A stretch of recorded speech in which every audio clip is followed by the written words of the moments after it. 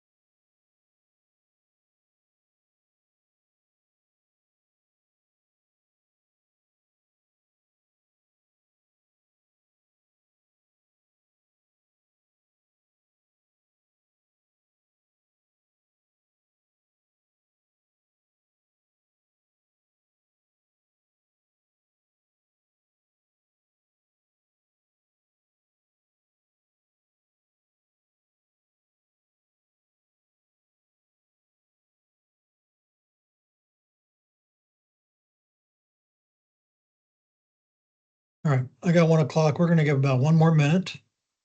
Let everyone transition if they're coming over from another meeting or finishing up their lunch, and then we'll get going.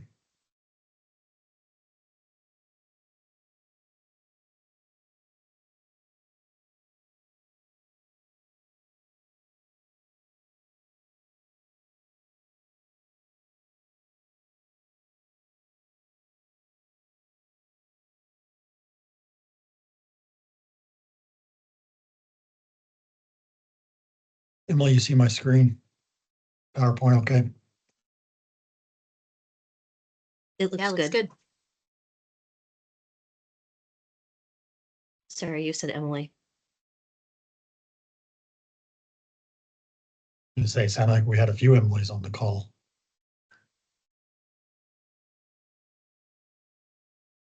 All right, well, it's after 1 o'clock, so I say we go ahead and get going. We have a really good group here today, so thanks everyone for taking time out of your day to join us today. We like to do these maybe a couple times a year, but I think it's been maybe a year since we've done one of these. Just an opportunity to share some tips and best practices, have some conversations around being a spokesperson. We're going to get into what that means, being a spokesperson, what that term means, and kind of all the different ways you can really fill that role. So first of all, let me get the right screen up here. Quick introductions. I think we know most of you, but there's a few that maybe aren't familiar. My name is Josh Murray. I'm the Regional Communications Director. Emily Hawley is our Regional Communications Manager. You're going to hear from her in just a few minutes.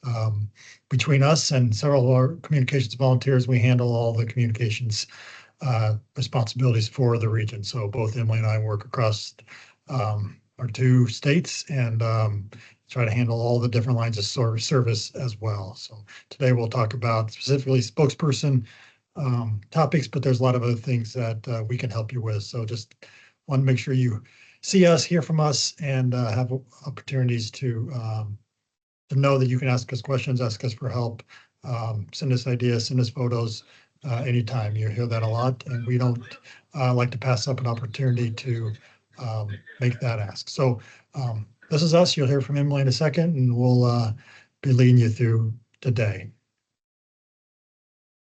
Our objective today is really talk about being a Red Cross spokesperson and kind of what that means. It means obviously talking to media, but it also means a lot more than that. It can mean talking to general public, clients, civic groups, things like that. We're going to talk through that to help you not only be able to do a media interview, but just give a presentation or speak to a client or speak to a possible donor or whoever it might be. So we hope that these tips today can reach across a lot of different avenues for you and be some that could help you know how to handle certain situations when you're speaking about the Red Cross to anybody you might encounter. So we're going to talk about why we tell the Red Cross story, and for that, I'm going to turn it over to Emily. Thanks, Josh. Hi, everybody. Thank you so much for joining us today. What an amazing turnout. So as Josh said, for those of you who don't know, although I think I know most of you, I'm Emily Hawley. I'm a regional communications manager. I'm based in Des Moines, but Josh and I try not to divide simply by state. So if you are in Nebraska, you'll still be working with me, just like if you're in Iowa, you'll still be working with Josh. But one of the things that we do, and Josh and I are both passionate about in our jobs, is telling stories. Storytelling is powerful, right? When you think of a compelling news story or a compelling video that you saw on social media, chances are it's compelling because it came with a story. It was information that was given through a story or through an example. And so that's what Josh and I do every day is we tell the Red Cross story. We tell all sorts of stories. We tell stories about our staff. We tell stories about our volunteers, we tell stories about our clients, and we tell stories about our work. And through that, we are able to advance the Red Cross mission. People are more likely to volunteer and to donate when they know what we're up to and that the Red Cross is not only in their community, but part of their community. And it allows us to increase our visibility, both during gray skies and blue skies. And this allows us to tell people how and where they can get the help that they are looking for. And this also, telling stories and leading with storytelling, it also helps us protect the Red Cross brand, which is, it's going to be 150 years old here in a few years. And it's a very strong brand, but we live in a world that's full of misinformation and disinformation. And so when we are out there and we're able to showcase our people and tell their stories, we are better able to protect the brand and our reputation as an organization. Next slide, please. Okay, so we are, as Josh said, we're all Red Cross spokespeople in some way. We're all Red Cross ambassadors. That doesn't mean that you're going to be out giving interviews or talking to the media, but we are all on a day-to-day basis expected to be able to talk about our jobs, whether we are talking to a client or pitching a donor. Or trying to form a better partnership with a local official or another organization. We're all Red Cross ambassadors. And so what we want you all to be able to do is comfortably talk about what you do and what we do as an organization. And so we want you to be well-versed in all lines of service. That doesn't mean you have to be subject matter experts. We're not subject matter experts.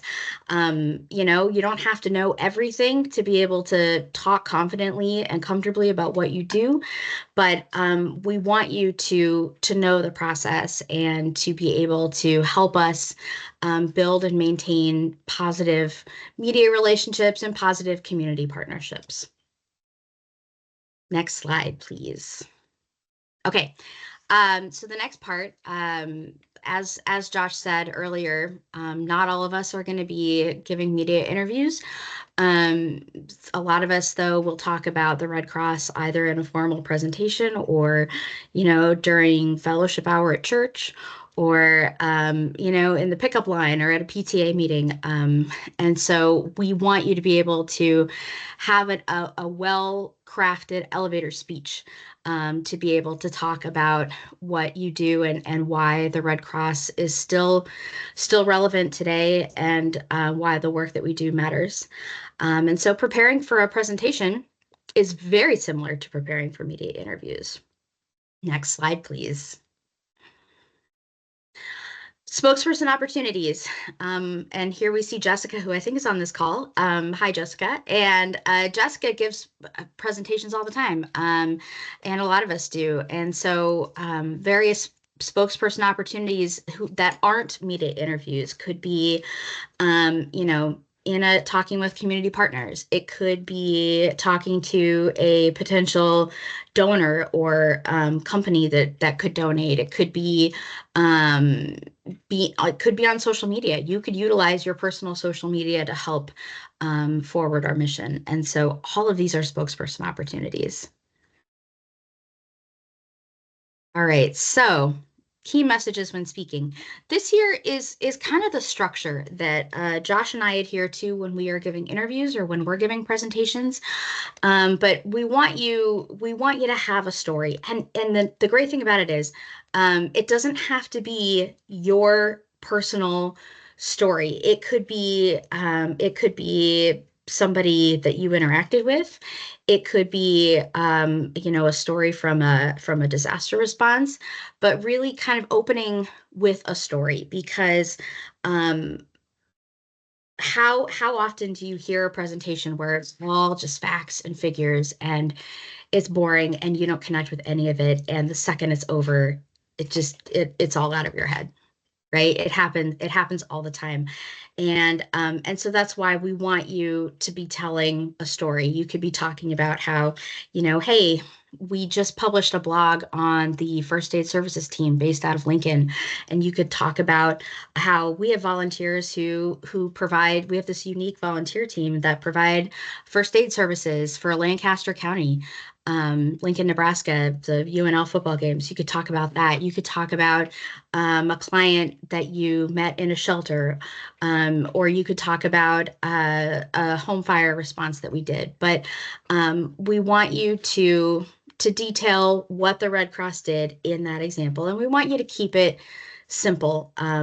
It doesn't have to be a long thing, but we want you to be able to talk about what it is that we do, and what it is that you do. So the big thing too is also listening when speaking.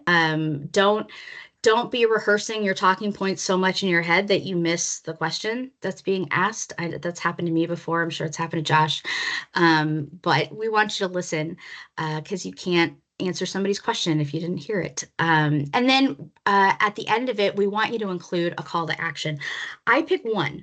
When I'm giving a media interview, I don't list all the ways that you can support the Red Cross. I pick one way because, especially in a media interview, they will likely cut it.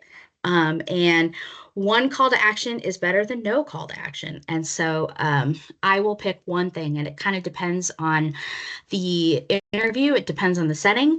If we are doing a telethon, for example, I am going to talk about how you can give money. If it's an interview about how we need more volunteers to support our mission, it's going to be how to volunteer. So you pick one thing, and if you don't want to focus on one thing, direct people to the website. For more information, go to redcross.org. It's that simple. So that's kind of the structure that we follow when we are doing an interview or a presentation. And I think it's Josh's turn next. Yes, it is. So I'm going to kick it over to Josh. All right, so we're going to talk about working with media. And again, a lot of this information we'll talk here will be relevant to other speaking opportunities you might have, some of those that Emily detailed too, but this presentation is going to be largely focused on media interviews. But again, I think you can take it and use it a lot of different ways.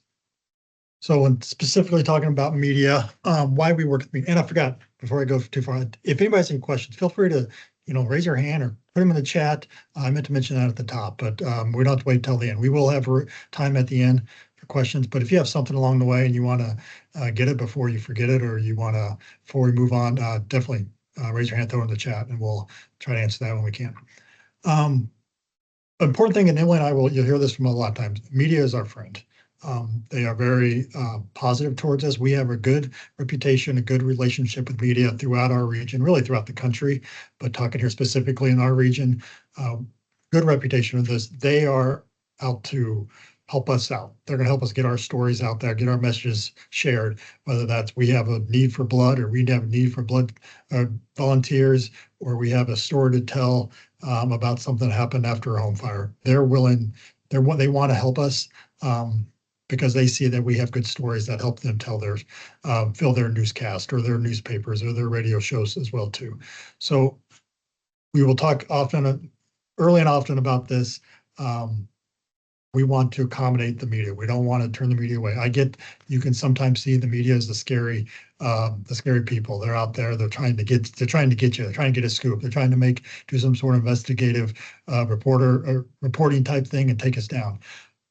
We don't have that. Not to say we've never had it, and we have had a time or two that where maybe something like that's come up. But that's Emily and I's job to identify those and pull those out ahead of time. Then we will address that. Talk later if something like that comes up for you, how you can handle that. But for the most part, media's out there. They're going to tell our story and do us favors. We want to accommodate them. So if they come to a shelter, they come to a blood drive, they come to a special event, we want to try to accommodate, help them out, and either give them opportunities to do interviews, get footage, get photos, whatever it might be. We want to be there to support that. Again, as this slide shows, it helps us raise the awareness of the work we do, talks about our programs we have. Farther down, talks about the building trust and shows that transparency. The more we're able to explain our programs, talk about our services, share our messages, people start to know more about us. They see more about us. They understand, donors understand how their money is being spent.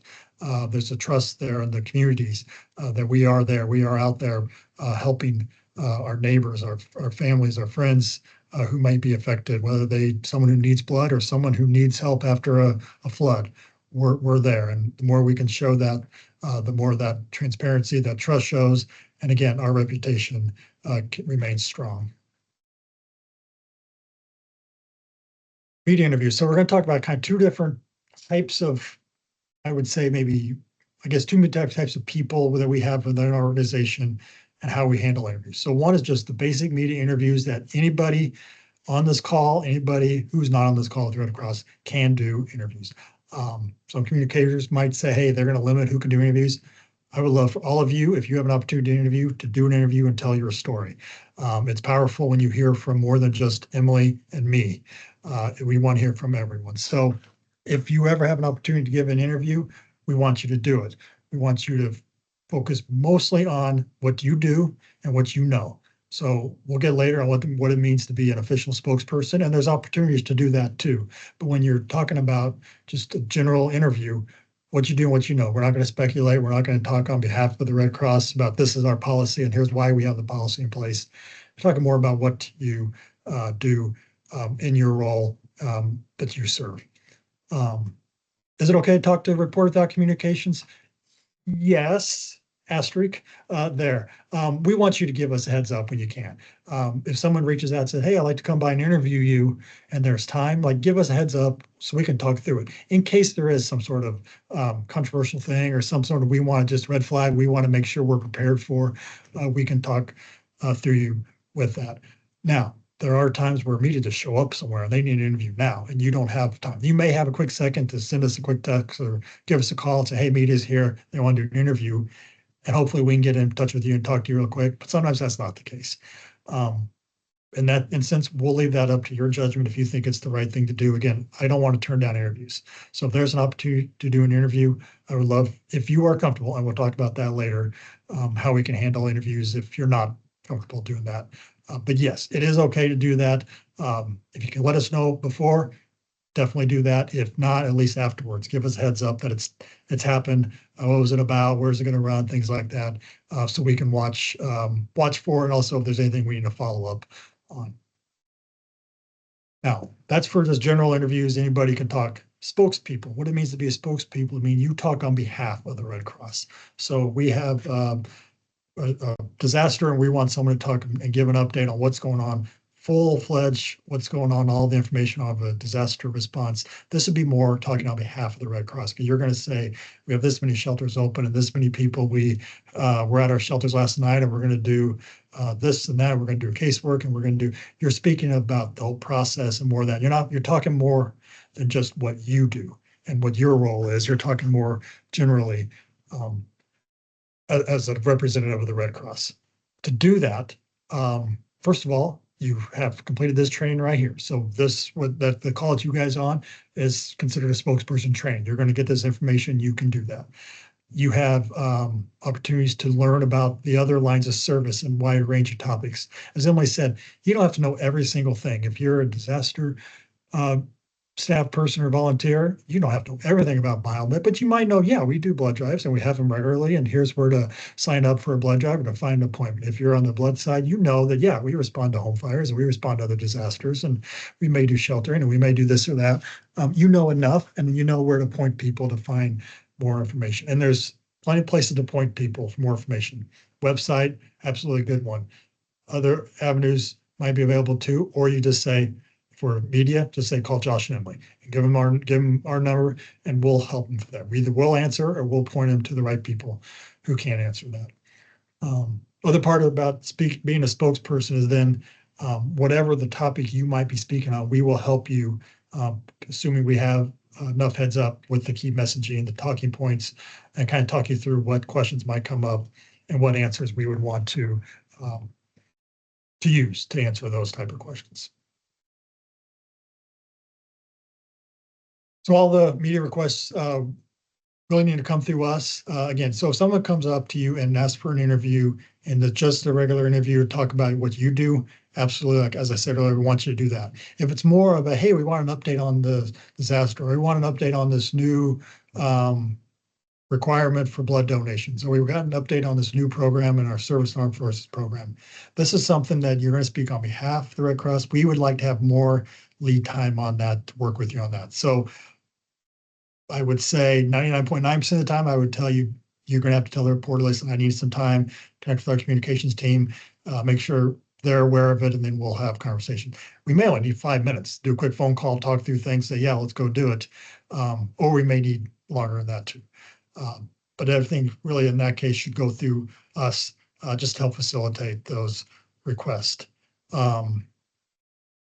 If we get a request and we might be looking for someone who's the best person to talk about that, maybe you're involved in the program or the service provided, you're from that area, we might ask you, hey, would you mind do this interview? And then we would provide you, again, all those talking points you may need. If there's any topics we think might be of concern that might come up, we'll prepare you for that, connect you with a reporter, all that details that you need to know. Make sure you're prepared and ready to go ahead of time. And so you're comfortable when that interview is going to take place. So let's talk about the interviews itself. First of all, before an interview starts, we're going to give you the talking points. We're going to talk about different things you're going to want to discuss and have those 3 or 4 talking points in mind. And this is different than just the call to action. Emily mentioned had one call to action. I agree with her that one call to action, if you start to give 2, 3, 4, then they all got to get mumbled together and you get lost. Focus on that one, but you might have 3 or 4 talking points. So if someone's coming to a blood drive to do anything, your talking point might have something to do with the current need. Are we in need of blood? Why is it important to give? Might be a second one. And how can you give? Might be a third one. Or how can you make an appointment? Might be a third. There's your 3 talking points. You're probably gonna have a little bit longer than what I just give there, but you're gonna have those in your head. And you can usually work those into almost any questions that get asked. And if you haven't, when you get to the end of the interview, almost every time the reporter says, is there anything else? Is there anything I didn't ask you? Anything else you want to say? If you haven't gotten your talking points in, that's your cue. Get those in at that point. Go through those. Make sure you get that call to action in there at that point. But anyway, you're going to want to study those talking points, get those in your head so you know and you're ready to do that. Practice that out loud. If you're doing, especially on air, practice saying out loud. There might be certain things that there's a sentence or two when you say it, you stumble over something, or the words don't flow quite right. You might, oh, you know what, I need to say that differently. Practice out loud so you can hear yourself saying it. If it's a video interview, we do a lot of Zoom interviews nowadays with the way we can communicate. make sure you know what's behind you, make sure the sun's not behind you, so you're a shadow.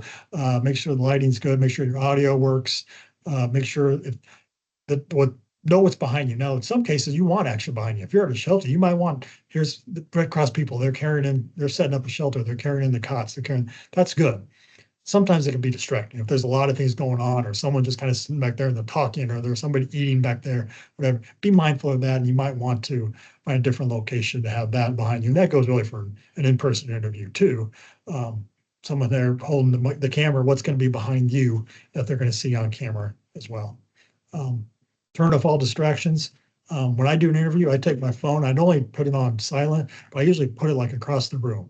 Because what happens if I get a call or something and my phone like buzzes, like it vibrates, sometimes that like, it gets my, I'm not saying it startles me, but it like for a half second, I'm like, oh, my phone rang, you know? And so I might just for a second or two kind of stop talking or get distracted for a little bit. So I usually put it across the room, but I don't even hear it if that happens. Branding. We love to have branding in all our interviews, on-camera interviews, especially. What you're wearing. Do you have a Red Cross logo on? Do you have a lapel pin on? Don't overdo it. We don't need a lapel pin and a name tag and a logo on your shirt and a hat and holding the Red Cross sign. We don't need all that. But a little Red Cross branding is always preferred. And also consider what's behind you. So is there a nerve behind you? Is there a banner behind you? Is there a shelter sign or a blood drive this way sign behind you? That adds to that element of getting the branding out there. And then just stay human. So before you start, take that deep breath, all right, and just prepare yourself to have a conversation. We get into the mode where we want to read our talking points. We get a little anxious. We get a little nervous. We all do it. Emily and I have done hundreds of interviews, but each time that light comes on, there's a little bit of like, okay, light's on, you know, try to do it right. But just have a conversation. Have a conversation with that reporter, and those are going to be where you're going to get those best sound bites. This kind of goes back to how we decide what interviews we do and when we do them. Any interview that's a general interview for the need for blood, upcoming blood drive, general operations, we can give those interviews. If it has to do with a little more controversial topic, risky topic, something that might impact our reputation, or there's a little more technical, they want to dig deep into like the testing that happens with blood, or the process that the blood goes through after we collect it. We can have a little more conversation on that. We want to make sure we get that right. Not only the information is accurate, but also we're saying it the right way, so we're getting our message across. So those are conversations we want to have before the interview takes place as well. So it's good to ask the reporter, what kind of questions are you going to ask? What kind of things are you wanting to cover? Just so I can make sure I give you the best information. And when you get to the interview, here's some things you can be ready for. And this slide right here is pertaining mostly to like disasters. They're going to ask, what are you seeing? What's the Red Cross doing? What's the biggest need? What can the public do to be safe? You see further down, how are you working with partners? How can people help? Is there anything you want us to know? These are all very basic questions. And when you go back to those 3 or 4 talking points, you can usually work those talking points into these questions. You can also, Emily mentioned telling a story. What are you seeing? Man, that's a great opening to just tell a story. You know what, here's what we're seeing. We're seeing people come into the shelter. I visited with a lady earlier today.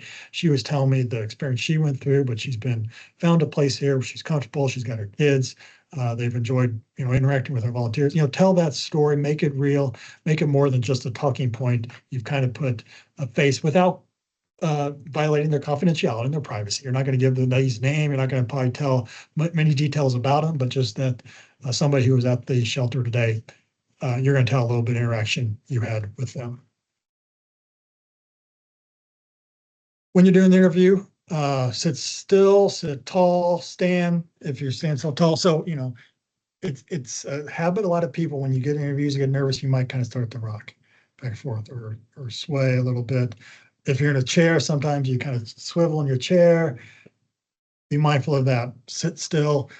stand tall, be confident, go ahead and puff out that chest and be confident. You know what you're doing. You are the expert at this point. All right. They are coming to you because you have the answers for them. And you do have the answers. We prepared you. You have the talking points. You know this better than anybody who's watching this. So you have the right answers. So you can do it. So be confident about that. Listen carefully to the questions. Sometimes, again, you get thinking about what you want to say, or you hear the first part of the question. So you start playing your answer in your head, and then they ask something else. And then your answer doesn't quite go with their question. So make sure you listen, and that helps to have that conversation back and forth. If you didn't hear the question right, or you weren't sure, ask them to repeat it. Most of the interviews we ask any of you all to do will be recorded interviews. So it is just fine to say, wait, can you say that again? Or I'm not sure I know what you're asking. Can you rephrase that a little bit? They're more than happy to do it. They want you to answer their question, so they're going to make sure their question is clear. The other side of that, it's on the slide, but we always like to say too, if you get talking and you say something and you're halfway through it or you're all the way through and you're like, I don't like how I said that, or that didn't sound good, ask the reporter. It's like, hey, can I start over? Can I redo that? They will, every single time they will say absolutely, because they want that good soundbite too. So if you're saying it and it doesn't really make a lot of sense, and you kind of stumble over a word or two, they can't use that. It's not a good soundbite for them. So if you ask them if we can redo it, they're like, you bet, you go ahead. And that'll help them as much as it helps you. So don't ever do it. Emily and I do it all the time. We do it. So definitely don't feel like, oh, it's a bad thing. I can't ask to redo that. If you're not 100% or you didn't say exactly how you want to say it again. And then they will be more than happy to go along with that. As you're talking, speak calmly, at normal speed, normal tone. I will say for me, I have to keep reminding myself, don't talk too fast. I get talking fast sometimes when I'm in an interview, or even like on this call right now. There's probably a time, Emily, call me on it if I talk too fast, because I get going and I just start talking, and I have that information in my head that I want to get out. So I can talk fast. Be mindful of that. Watch yourself, catch yourself doing it. Don't talk too high, don't talk too low, don't talk too quiet, don't talk too loud. Talk like you normally talk. Just have a conversation again with the person that you're doing the interview with. Remain positive, neutral. That's a saying I always like to say. So the first thing we're going to do is we're going to be positive. All right. Listen, not everything that happens with us we all agree with. All right. We may not like how that we'll have this shelter here. We think it should be somewhere else. We may not think that this blood drive process is going well, and we may think the line's too long. We're going to stay away from being negative about it, though. At the very least, we're going to be neutral. So if someone says, and there's a long wait for this blood drive today, what's going on? We're trying to work through it. We appreciate people being patient to us. Our staff is working hard. They're doing really great work in there to make sure we get people through. But we got to make sure we're taking care of the clients or the donors as they come in, and that they're being cared for. Again, we're not saying, oh, it's not a big deal. It's fine. They can wait. It's not that long. We're being neutral. We're like, here's what we're trying to do. Here's the situation. You can be neutral without having to be negative, and you don't have to be positive. You don't. Not asking you to lie and say that you agree with something if you don't agree. It's like, hey, I heard you closing down the shelter, and you agree that, oh yeah, we should get the shelter open a day longer. We don't want to say that. We're saying, you know what? We review these all the time. We're looking for the best opportunities for clients. We're going to make sure our clients are taken care of, whether the shelter is closing today or tomorrow or 2 weeks from now. We're going to make sure they're taken care of. That's just it. That's very neutral, kind of what we're doing. We talked a little about telling a story, share that compassion when people are struggling. We're a lot of times dealing with people who are going through tough times. Don't be there smiling at a home fire. We're sharing that compassion. We're sharing that empathy with them. Tell the truth. We're not going to speculate. We're not going to exaggerate. Again, if you don't know, it's okay to say, I don't know. The next answer says, if you can't answer hey, I'm not the right one to answer that question. I don't have that information, but I can help you find it. And maybe you know who to talk to, or you're going to connect them with us and we'll help find the answer to that. But don't say, well, we probably are doing X, Y, Z. If you don't know that we're doing that, then we're not going to say it because it may not be true, and we don't want to get that incorrect information out there. More speaking tips, just, we're not into guessing. We're not going to talk about something that we don't know is true. We don't assume that something's happened because we always did. This is how we've always done it. So I'm sure we're doing this or we're doing that. If you don't know, we don't say it. It's okay. Again, it's okay to say, I don't have that information, but I can help you find it. And when we're done with this interview, we'll work on that. Watch the jargon, watch the language we're using. We all know Red Cross terms, acronyms for sure. Well, I know what a nerve is. Everybody on this call probably may know what a nerve is. I go outside the building here, I walk down the street, someone won't know what a nerve is. There's even things like blood drive or blood program leader. So I didn't use the acronym, but blood program, what does that mean? If I say blood program or blood drive coordinator, I have a little bit of idea. Okay, they coordinate blood drives. I can get that. In the disaster ward, we talk about mass care. Does everyone know what mass care is? I see some people on the call that definitely do. They're our disaster team, and you definitely know what mass care is, but other people outside of our team, they don't know what mass care is. So when we're talking about, we're giving them specifics. We're dealing with sheltering and feeding. Here's what we're doing. We're not just providing mass care. So provide that everyday language and try not to make sure try to make sure you're not being misunderstood. Some challenging questions that we might see sometimes, and this a lot of times comes with in the disaster field. What if people say Red Cross aren't doing a good job? What would you say to that? What grade would you give the Red Cross? We don't like to grade ourselves. Even if we think we're doing great and we say we gave ourselves an A, the next day something goes wrong, all of a sudden it's like, oh, the Red Cross got a little arrogant about themselves. They were giving themselves an A and look what happened. We also don't want to give ourselves a C or a D or an F. Then they're like, geez, even they think they're doing a bad job. So we open ourselves up to that. So we're going to avoid that question. How much your donation go to help those in need? Really let us kind of handle those type of questions. That's not something we need to discuss. We don't like to talk specific money, how much is a disaster going to cost or how much is this, that, disasters, it's hard to know and really until it's well over or even well after the response is over before you really know how much everything costs. We really don't want to get into that, but more we can talk about what that money is going towards. So here's what we're doing. Here's what the donations we're receiving. Here's what it's going towards instead of what we're actually spending. What do you think about other agencies' efforts? Yeah, we're not going to comment on FEMA or the local government or the state government. We're not going to comment on the FDA in our biomed world. We're not going to comment on that stuff. We just say, hey, listen, I can tell you what we're doing and what our guidelines and our policies are or what our procedures are, but you'll have to talk to those agencies to get their information. We're not going to speak on that.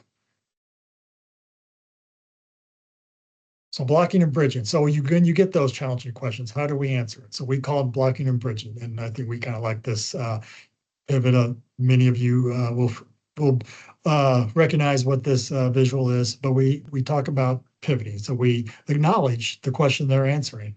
We're going to pivot and we're going to bridge to a different topic that a lot of times will go with the talking points that we talked about earlier. So here's some phrases you can use when that happens. So someone says, hey, tell us what you think about FEMA and how they're responding to this disaster.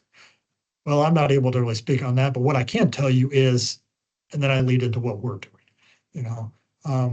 What can you say about the FDA, the new FDA policy about XYZ? Well, the FDA makes their own policies. We do have to follow it. And really the main point is we are here to make sure we're providing opportunities for people to get blood and whatever. So again, use these phrases to help make that bridge, make that pivot to your own talking point that you want to do, where it's more focused on us and not on others. We don't want to I can't speculate about that, but what I do know is that's a great one, especially when we talk about people want to know, well, what do you think you're going to do in a week from now? What do you think is going to happen if this happens or that happens? I can't speculate on that, but what I do know is, and that's when you give your talking point. Never ever. So here's the nose. All right. We've talked a little bit about this. Don't speculate. Don't answer hypothetical. Don't say no comment. If you don't know, just say what we said earlier. Hey, I'm not able to answer that question. I can help you find the answer to that. When you say no comment, sometimes it looks like we're hiding something. Why do they not want to comment? What was he going to say that would be so bad? It's not that we don't want to hide anything. So just say, hey, I'll help you figure out that answer later. Off the record. And some of you may have heard me tell this before, but I always preach on this one. First of all, nothing's off the record. Don't assume that at all. Even if it is. So let's say someone asked me something about, hey, I heard you're closing the shelter tomorrow. And I say, well, I don't know. That's off the record. Yes, I think that's happening, but not official. But that's off the record, right? Off the record. Okay. Well, then they go over and then they talk to Emily and they said, hey, we heard that they said that the shelter's closing tomorrow. She might be like, oh, well, I thought that was off the record. I thought that was, but apparently they're saying it, so it must be okay to say it. She goes, yes, we're going to close the shelter tomorrow. And now they have her on the record saying it. So they didn't use my quote because they told me I was off the record, but they didn't tell her that. So they use that information, the off the record information, to help get something on the record. So don't ever off the record, even if you are fully trustworthy of that reporter, better not to do that. I'm just going to scroll down. Give long, complex answers. Most of our interviews are going to be TV, radio, where they want short, little sound bites. You do an interview with TV, they might talk to you for anywhere from 5 to 10, maybe 15 minutes at the most. They're going to use like 45 seconds at the most of that. So they don't need a long answer. They need it condensed, short soundbite that they can use. So don't get going into all the details because that's just going to waste your time and waste their time and not give them any information that they can use. And after you're done, you're going to come back and you're going to tell us about it and make sure we're all kind of squared away on if there's any follow-ups that need to happen or anything that we need to be aware of that came from the interview. We'll talk a little more of that in a second. When the interview's done, again, they might ask you that question. All right, is there anything else I didn't ask you, or is there anything else you wanted to make sure you got out? Especially again, our friends, our media are our friends. And so they are trying to help us. They know we're helping them, but we're giving them content for their newscast or their newspapers, but they're also wanting to help us. So they want us to, well, what else can we say? This is a really important topic. What do we need to do? Make sure you have them.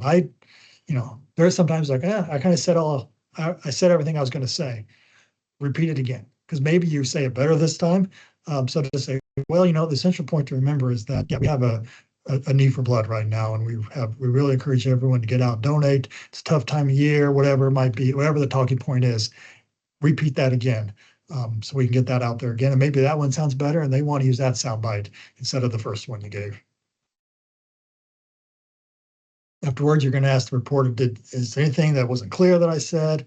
Do I need to restate anything? Let them know you're available for additional questions, or make sure they have our contact information if they need other support there. And if there's any other materials we can give them, whether it's, here's a flyer that has all the information we just talked about. Maybe you can give them that, or here's a link to a website that you can send people to. Make sure we're providing that. And then finally, you're going to report back to us. We've kind of already gone over this, but there's our contact information. If you don't have it, I encourage you to have it. I encourage you to put our phone numbers in your phone. That way, if media do show up somewhere, even if you're not going to do an interview, you're ready to help them out. You can point them towards us. We can either do an interview, we'll find someone out. And that gives me back to another thing I did want to mention. Let's say a reporter shows up and they want to do an on-camera interview and you're just not comfortable doing it. I don't want to. I'm not going to force anybody to do an interview, especially if you're not comfortable. Sometimes that won't go well. If you're not comfortable, then you're going to be nervous and you're not going to say the right things. But what I do want to encourage is we try to do what we can to help them out. So that might be pointing them back to Emily and I to either do our interview, or we can do something virtually, or we'll help find somebody. Maybe there's an executive director or another spokesperson nearby that we can find who can get there and do the interview. Try to help them out as much as possible. If there's somebody else there who is with us with the Red Cross, you can say, hey, maybe this person do it. I'll go ask them. At the very least, ask if you could just talk off camera to them.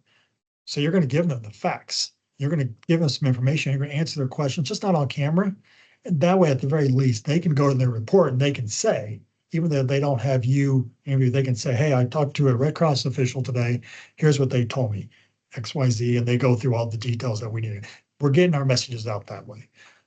So make sure we try to help them out instead of just say, I don't want to do an interview. and we don't get anything out of it. Okay, we're going to talk about some media guidance. Emily's going to take this section. Hi again. Yeah, thanks, Josh. That was great. Okay, so media guidance.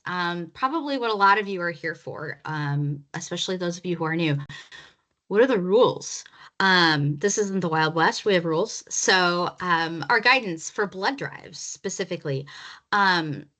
If a reporter arrives at a blood drive, the first thing you want to do is let Josh and I know. Definitely put our numbers in your phone. And if you call Josh and it goes to voicemail, call me. It's fine. Or if you call me first, it goes to voicemail, call Josh. Or you could text us both at the same time.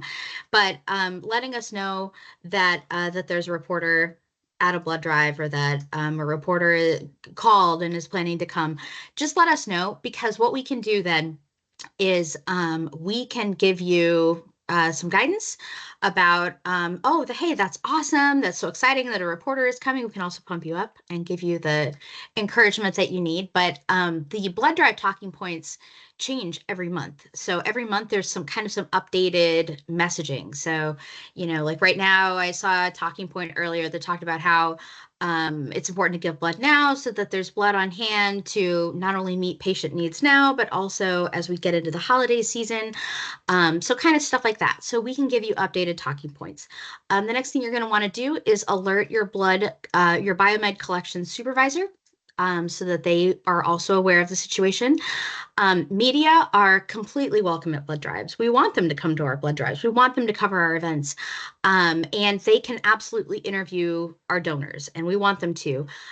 We want them to talk to blood drive coordinators and volunteers about their personal experiences. Remember, you can talk about what you know and what you do.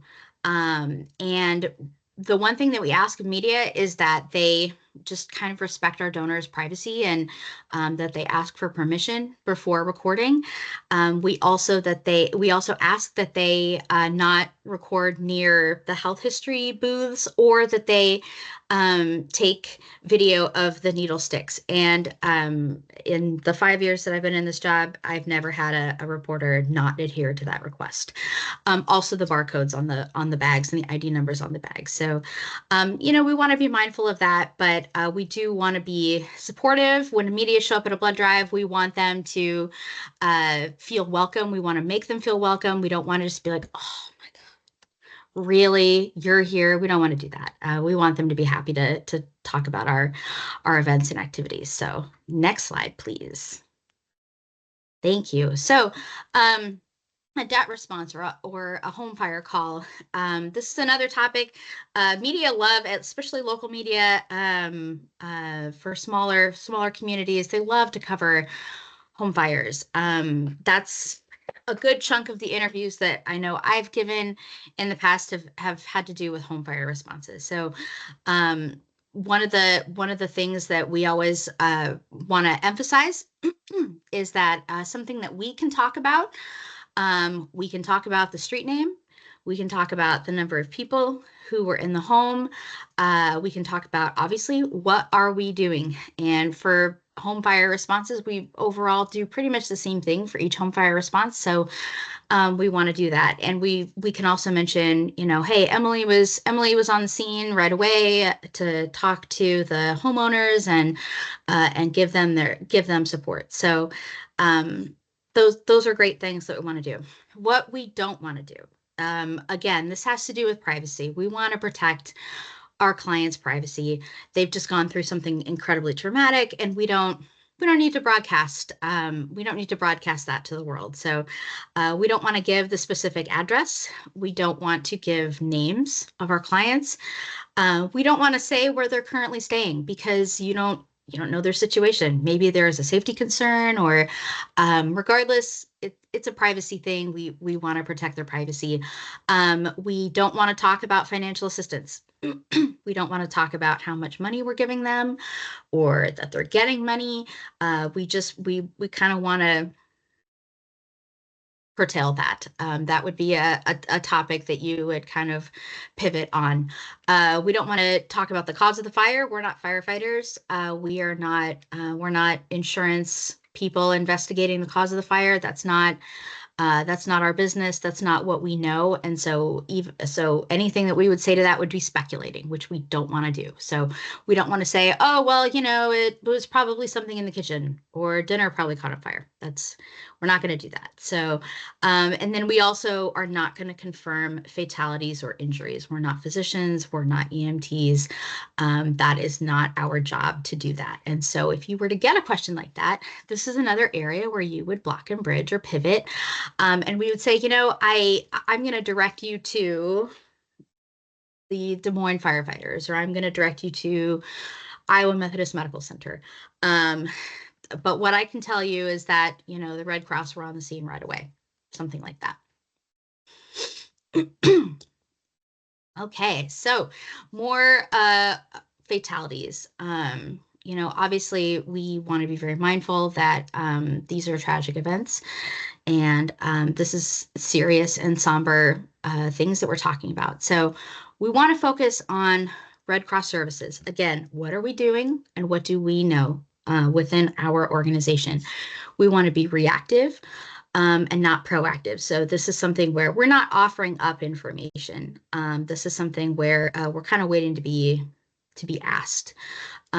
We want to comfort the friends and family and folks who've been affected, and we definitely want to always be considerate and respectful of folks who've been injured or who've lost loved ones.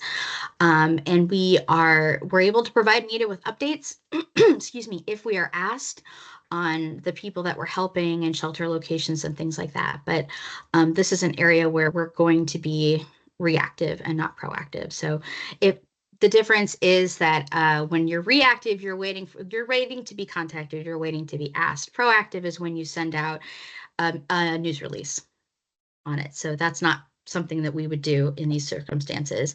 Again, we don't want to share information that isn't ours to share. So things like casualties, information that pertains to services that are not ours. Okay. And we're not going to speculate on the cause of the fire again. We don't want to facilitate interviews with clients. That's not something that we're going to do.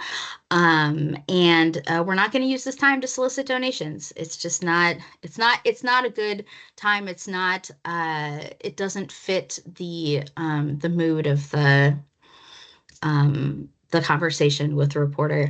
Of course, we're not going to violate confidentiality, client confidentiality. We're not going to take photos. We're not going to take photos and put them up all over our Facebook page and be like, oh my gosh, look at this house that burned down. It's not respectful. And we're certainly not going to share information that we gained through private conversations. If I had a conversation with the firefighter or their public information officer, and they give me information, that's not my information to share with the media. And so I'm not going to do that. Next slide, please. Shelters. Reporters will often come to our shelters. That's something that that's another area that they like to cover when we have disasters. And we want them to do that. Again, this is an area where we want them to feel welcome. We don't want them to feel as though they are a burden or they're in the way, because again, they are helping us out. We have, when it comes to the disaster response, we have a symbiotic relationship with the press. They help us get information out there and we help them with their stories. So we want to make sure that that relationship is still working. And so if a reporter were to arrive at a shelter, you would want to let the public affairs team know. And so depending on the response, that will most likely be me and Josh. But if it is a higher level response, you'll have a public affairs team that could be folks that were brought in from other state. But regardless, you're going to want to let your public affairs people know. At a shelter, just like anybody else, media need to sign in on the sign-in sheet at the reception desk. Reporters and camera people are not allowed to walk around a shelter unaccompanied. what I want to make sure I reiterate is that while clients are staying in our shelters, that's their home. And I'm sure you wouldn't want someone traipsing through your house with a microphone and a camera. I certainly wouldn't. My house is a mess. So we want to be protecting people's privacy, and we want them to feel safe. They have been through, again, a traumatic event, and we don't want them to feel like we're broadcasting their trauma, right? Media are not allowed to record within the dormitory setting. So where people are sleeping, they are not allowed to record there. And so what we want you to do with work with the shelter supervisor and public affairs, so me and or Josh, to set aside a location somewhere around the shelter area. That's the public area where they can record. So depending on the shelter setup, it could be kind of like it's like a lobby type area. But if and when media show up, what you're going to want to do is you're going to want to make an announcement to let the residents know that, hey, media are here, KUTV is here to do an interview with some of our Red Cross volunteers, and it gives them a heads up because, maybe they don't want to be on camera, even if they're just walking through the frame. We don't want them to feel uncomfortable about that. So if they don't want to appear in the background, they'll know to make themselves scarce. This is an area where if you talk to the shelter manager ahead of time, something that Josh and I will do when we go visit a shelter is we will talk to the shelter manager and staff ahead of time and ask if, hey, are there any residents who have some great stories and are having a good experience with us, the Red Cross, who might be interested in a media interview. This is something that is probably not, that isn't going to happen at the last minute if media just show up unannounced, but it is something that Josh and I always work for. Whenever we have a disaster response, we always try to identify clients and volunteers who would be willing to talk to the media just about, again, what it is that and what you're doing. So lastly, media can always talk to volunteers. We want them to talk to our volunteers. For those of you who are volunteers, you know how grateful we are for your service and everything that you do. And when volunteers share their stories, that helps us get more volunteers. So you play an incredibly important role in our relationships with media. So we want you to be able to share your stories. All right, next slide, please. Okay, so mass casualty. This is important. It's all important, but this is something very important to know. For mass casualty events, we are not proactive. Again, this is where we will not send out a news release. So for example, those tragic Texas floods, we did not send out a news release. We did not reach out to media. We did not pitch stories. We had media that would contact us from time to time asking if we were sending volunteers, and we would just answer the question, say, yeah, we're sending a few volunteers, but we would also let media know we don't do interviews during mass casualty events. And that's because we don't want to make it about us. It's not about us. It's not about the Red Cross. This incredibly tragic thing has happened.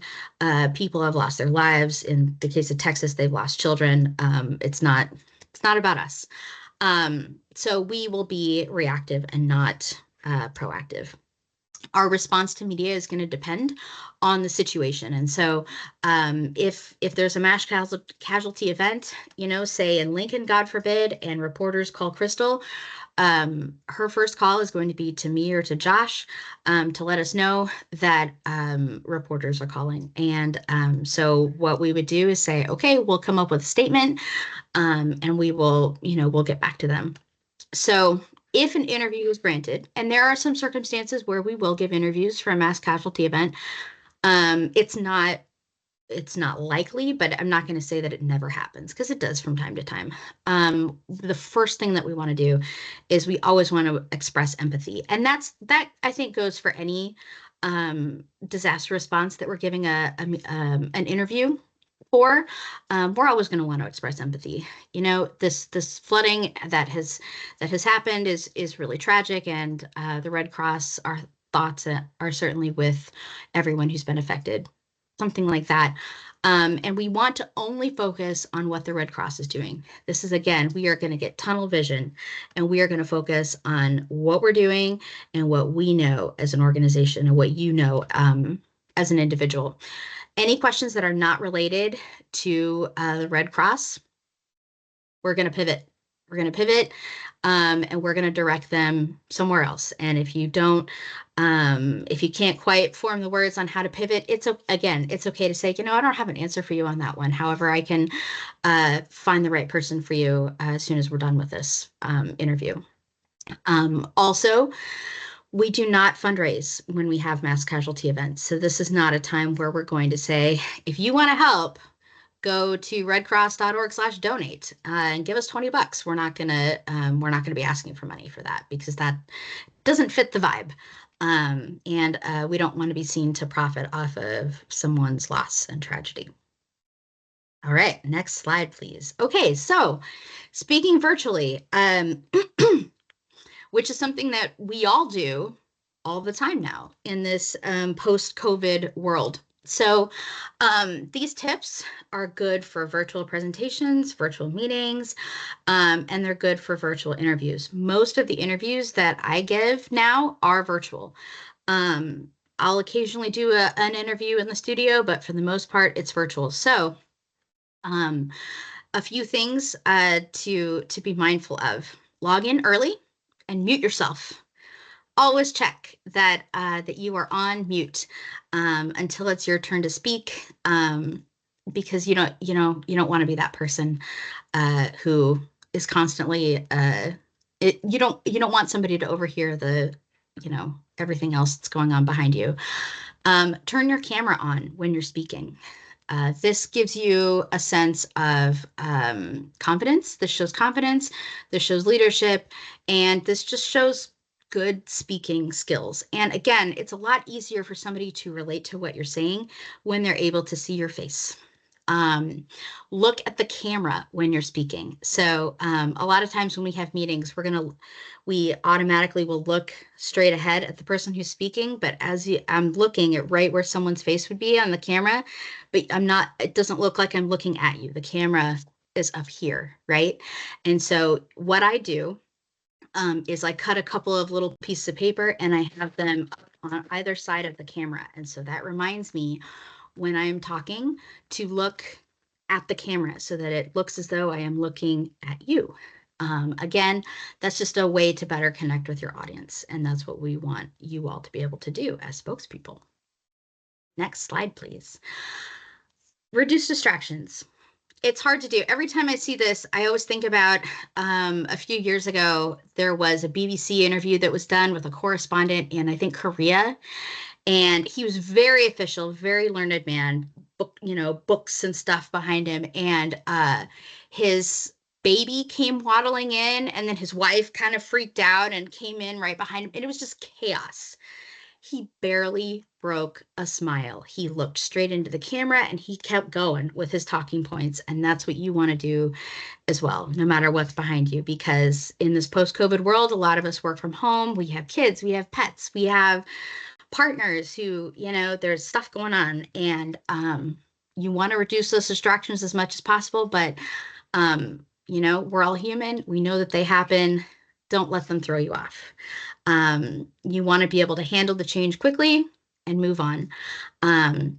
Be aware of what is visible behind you. So you kind of want to frame your shot. Behind me, I have my camera blurred, but you can see there's a table and there's a couch. Before this meeting, I came in and I took all of the clutter off of that table so that it's not, it's not interfering with my shot. You want it to be, clean. You want to think about relocating if you need to, or having a virtual background. I know a lot of us have done that before. The other thing that I want to emphasize is think about your lighting. And I know Josh mentioned that before, but it is important to think about, and it's okay to turn on your camera before an interview and just check, what are people going to be seeing? You want your face to be lit. You don't want to look like you're in the shadows. But also at the same time, you don't want to be so lit that you look like a ghost from the Victorian era that passed away from tuberculosis. Like you want to look healthy and you want to be well lit. So, and then the last thing, practice. Always practice. Josh and I have given this presentation several times, but before this meeting, I went through my slides and I made little notes of things that I wanted to make sure I was going to mention. So practicing is, it never hurts. It never hurts to practice. Next slide, please. All right, so resources. Something that is helpful is to have the 24/7 media line for the NHQ media team. So something that I don't think we've mentioned yet, but any media that is national media, so or international media, so CNN, Wall Street Journal, the New York Times, BBC. We're not going to talk to them. We are going to direct them to the national media line. So that's always a handy number to have on hand, have it in your phone, and have it ready just in case. I've never been contacted by national media, but if I am, I have the number in both of my phones, just in case. Contact myself and Josh before giving an interview at whenever possible. Make sure that you save our numbers in your phones, both so that you can get a hold of us easily, but also for when you take pictures and send them to us. That keeps it super easy. For updated talking points and the brand new messaging book, we have a new messaging book that just came out about 6 weeks ago. And it's also available in Spanish. But for those, you want to go to OneSource, and there's also a guide on how to participate in media interviews. And so it's just good practice. It's good information. All right. Thanks so much. Yeah, so that's the end of the presentation we had. We scheduled for an hour and a half because we knew we probably would get done less than that, but we did want to leave plenty of time for questions. So I'll open it up if anyone has any questions or wants to share any thoughts or experiences you've had. Feel free.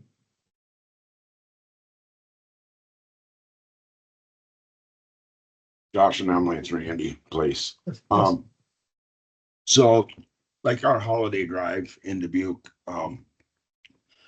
Rod comes in. I mean, he's been there for years and years and years. And do you want us to report that too? We're live.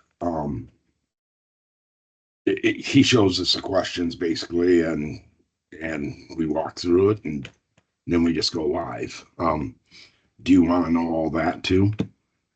It helps for us to know ahead of time, and not that there's anything we have any concerns about it, but also we kind of keep a list of stuff that we want to watch for, whether it's a live interview or there's going to be a clip somewhere. So we kind of add it to our list of stuff we're going to monitor, because we monitor all media threats. So whether we know about it or not, we're going to monitor and try to find it. But that helps us find those a little quicker. So you want me to contact you the day before, correct? Yeah, or whenever you can before that, if you know it's coming up and you want to just let us know if you know what topics they're going to bring to you, then, maybe just give a heads up. Hey, here's what we're going to talk about, in case there's something that Emily and I have seen here's another talking point that might help with that. We might be able to funnel that your way. You probably will have all the answers you need for an interview like that, but just in case we've seen something else that, we see every messaging point and talking point that's, we see them all, and it's our job to read all of those. And we know you guys might not read every single word of them. So maybe we can help you get a point ready for you. Okay, will do. Thanks. Thanks, Randy. That's a great question. Thanks, Randy. Yeah, we do monitor all of the media that we give, that you all give. Anytime the Red Cross is mentioned, we get clips. And so, but it always helps us to know ahead of time so we can be on the lookout for it. And also it's great to be able to send around to our colleagues and let them know what great work you did, because we always like to give shout outs.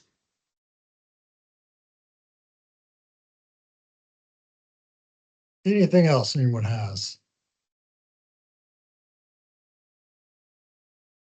Well, we're not going to keep anybody just to keep anybody. Emily and I will stay on for a few minutes if anybody wants to stick around and chat. But this really is the end of our presentation today. But so thank you all for joining. The great turnout. I'm excited to see the number of people we have here, and we hope it was helpful. And just remember, anytime, Emily and I are always available to help with anything, whether it's spokesperson, media, or anything else communications wise. Please reach out, share topics, share ideas, share thoughts, ask questions. Send pictures. We're happy to practice interviews with you too. If you're somebody who wants to do interviews, but is, a little wary of it, we can practice with you. Josh and I weren't born good at giving interviews, and so practicing, it's good for us, and we're always happy to practice with you too. All right, everyone. Have a great rest of the day, great rest of the week, and appreciate all you do. Thanks, everybody. Thanks. This was great. Thank you.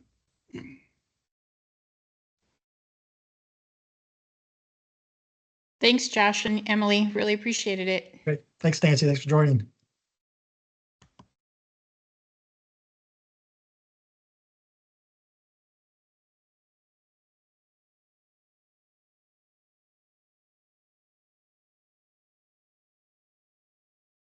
Hey, how's it going? Hey, Ashen. Thank you. The training class was actually pretty helpful. I would like to do probably some practice interviews just Okay. to I've never really done an interview before, so I'd like to have those. The only ones I've ever given in the past were just completely impromptu, and they Yeah. were not my favorite to give. So I'd like to have some practice ones just Okay. to give me some more experience with that. That'd be great. Yeah. Let's. I'll put that on my list, and we'll talk about doing that sometime. And then, well, if we get doing this interview sometime, we'll get you some sort of kind of easy one to get you started, Okay. and kind of get the feel for it too. But yeah, that'd be great. All right, appreciate it. perfect. Thank you. Thanks, Ashton.